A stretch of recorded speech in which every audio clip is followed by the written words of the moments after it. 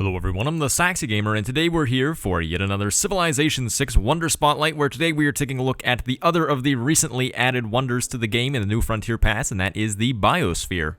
The Biosphere is a wonder that is unlocked with the Synthetic Materials technology. This does make it an Atomic Era wonder. To get the Eureka for synthetic materials, all that you have to do is build 2 aerodromes, which is fairly easy to do. However, very rarely do I feel that I actually build it, just because I don't build that many airplanes in the game, but it is very easy to do if you want to get that Eureka anyways. And once again, this is in the Atomic Era, which means it is pretty late in the game, so we'll keep that in mind as we take a look at some of its bonuses.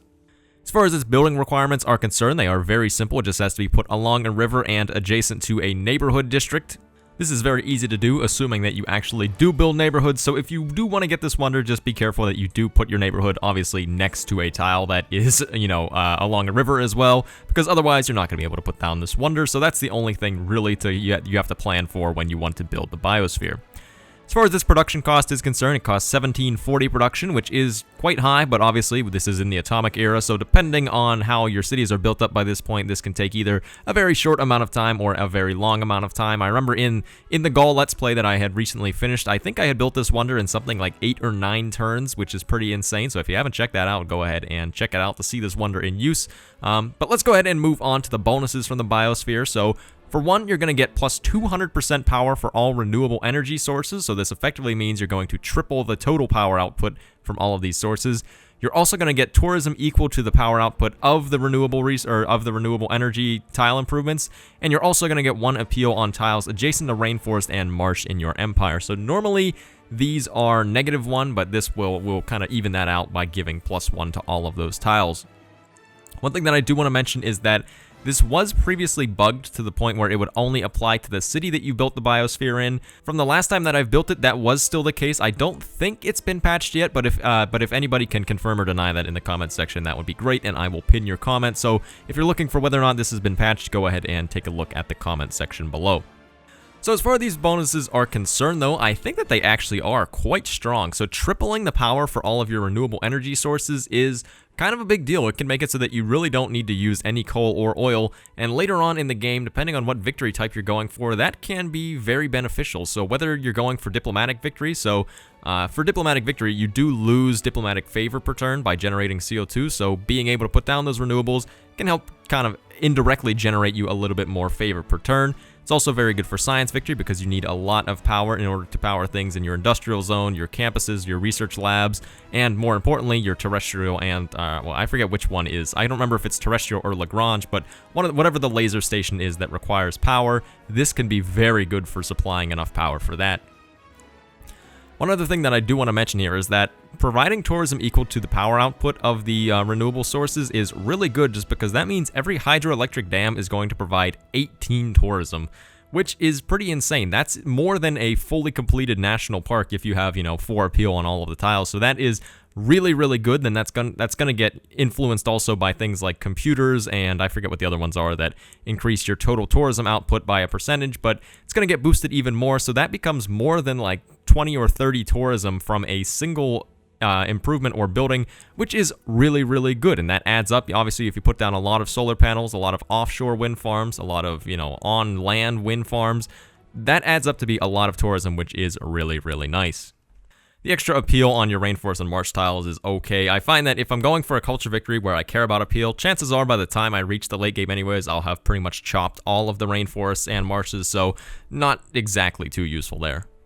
So now let's go ahead and give this wonder its wonder rating. So if you're new to this series, all that you really need to know here is that these ratings go on a 1 to 5 scale, with 1 being the worst and 5 being the best. So for its overall rating, I think that the Biosphere deserves a 3. I think it is a fairly solid wonder. It does suffer the issue that a lot of the other late game wonders do suffer, though, and that's that it comes so late in the game that very rarely can it actually have like a good impact, but I think this one actually can have quite a big impact still later on in the game, and the reason for that is just because of its use cases. So one of its use cases that I've mentioned is that you need to gain a lot of power for your laser stations, and the Biosphere can be a great way to do that.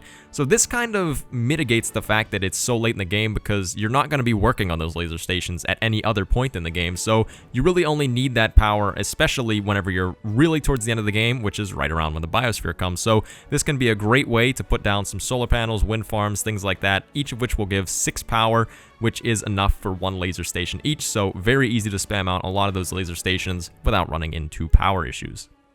The other use case is for big late game tourism. I should have put this big as in Big Yoshi, but this gives you quite a bit of extra tourism, provided that you're putting down a lot of those tile improvements for renewables that I had mentioned. So as I had mentioned, 6 tourism on all of your solar farms is pretty much like enabling you to put a seaside resort on just about every tile in your empire, because you can put solar panels on pretty much any flatland tile, I believe, and you can put wind farms on any hill tile. So this means that you have the amount of tiles available for you to generate tourism from goes up incredibly high.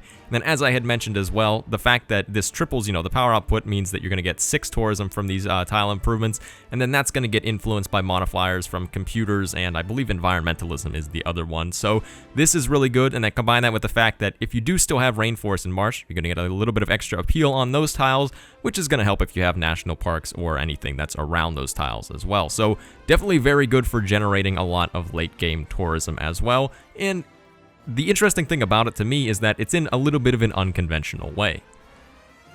As far as its difficulty rating is concerned, I think that it deserves a 1. It's not very difficult to build, at least not at the current moment, so I think this is kind of in the same boat as a lot of the other new wonders, where whenever they add a new wonder to the game, I think they kind of forget to make the AI actually want to build it. So the AI don't seem to really build the Biosphere that much, at least not that I've seen in my games, and the building requirements are very simple to satisfy, so even on Deity, this is a very easy wonder to build, and I think deserving of the 1.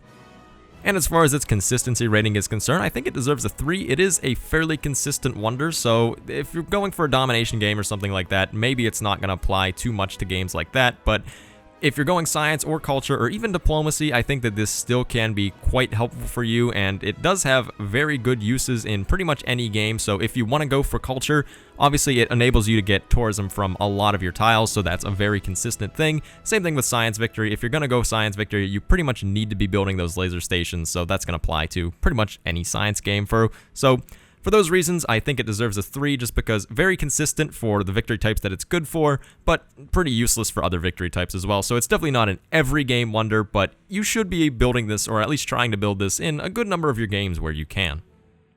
So thank you everyone for watching. I have been the Saxy Gamer. If you enjoyed the video, feel free to like. If not, feel free to dislike. If you're looking for some more Civilization 6 content, feel free to subscribe. Thank you for watching, and goodbye.